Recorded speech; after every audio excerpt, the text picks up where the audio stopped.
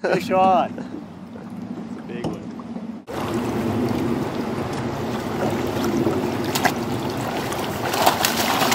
Alaska lures plenty of fishermen. There are 3 million lakes in the state. Crescent Lake is glacier fed and it sits in the Lake Clark National Park. This is the centerpiece of the Redoubt Mountain Lodge. Whether it's sockeye or silver salmon or giant trout, the guides at Redoubt Mountain will help you catch them.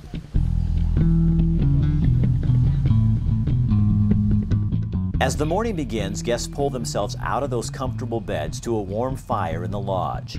Clear skies greet them as they prepare for a day on the lake, a lake filled with fish. Your group has your own guide or guides, and you guys set the pace and the schedule by all means. Fishing is a major draw at Redoubt Mountain Lodge.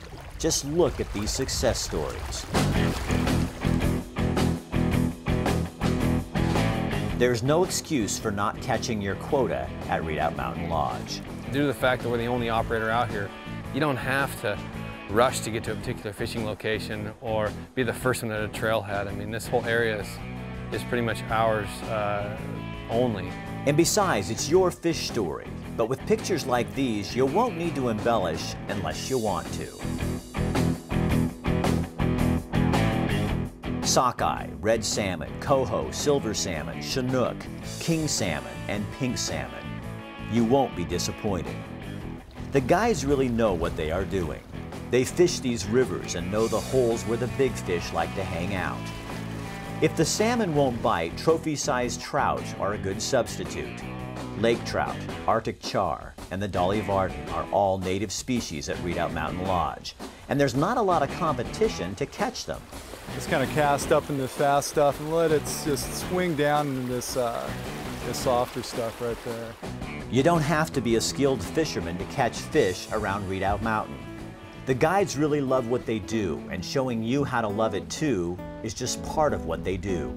So I think people come up here just to get away and just see nature how it's supposed to be.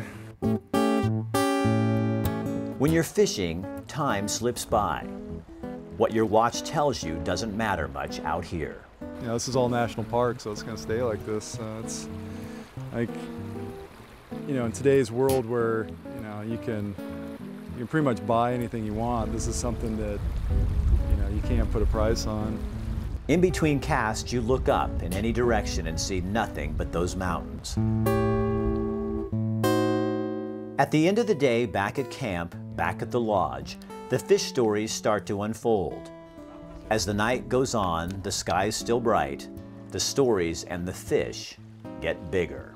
A lot of times we get groups up here that the perfect way to end the day is down by the bonfire, and typically after dinner people finish their desserts and either grab a cup of coffee or maybe another pint of Alaskan Amber, and they'll wander down to the bonfire and we'll have some s'mores and a little bit of guitar or mandolin playing and some singing, maybe a game of horseshoes or two. It's just a great time. People share the day's stories, and the fish that maybe were 20 inches at lunch then become 30 inches around the campfire at night, and it's just a fun time. I think it's really a great way to end the day.